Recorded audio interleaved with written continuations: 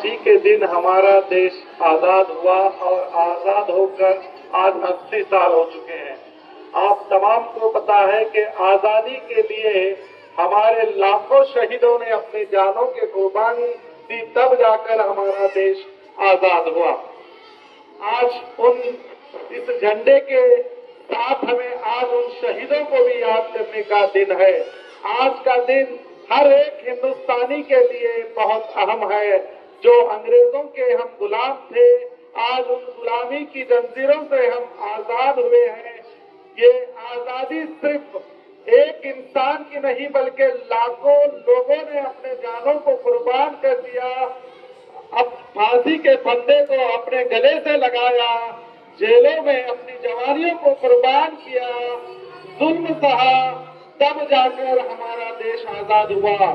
प्यारे बच्चों, आज जो आप शिक्षा हासिल कर रहे हैं, आज ये शिक्षा भी उन शहीदों की दी हुई देन है हमारे लिए। आज के दिन हमें उन शहीदों को नहीं भूलना चाहिए जिन शहीदों ने हमारे लिए अपनी जानों को निछावर किया। हमेशा आज 15 अगस्त के दिन आजादी के जश्न के साथ हमें उन शहीदों को याद करना बहुत अहम है।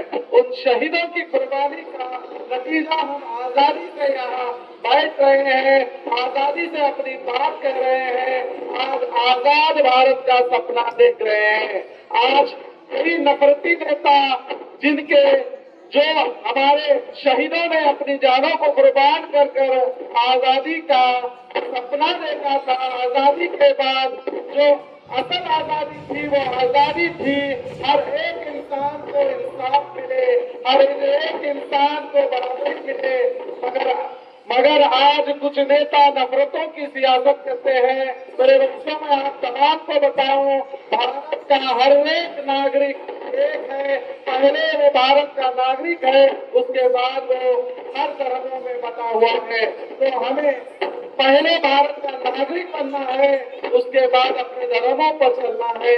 तो मैं आज आपको 15 अगस्त के इस मौके पर यही कहूंगा कि देश हम सबका है और हमारे देश का सम्मान हम सबको करना है और संविधान के बताए हुए रास्ते पर चलना है। तो दोबारा हमारे प्यारे बच्चों से यही कहूंगा, 15 अगस्त को सिर्फ झंडा लहराने का दिन ना समझे, 15 अगस्त को हमारे शहीदों की कुर्बानी का दिन समझे और उन कुर्बानियों को भी याद करें।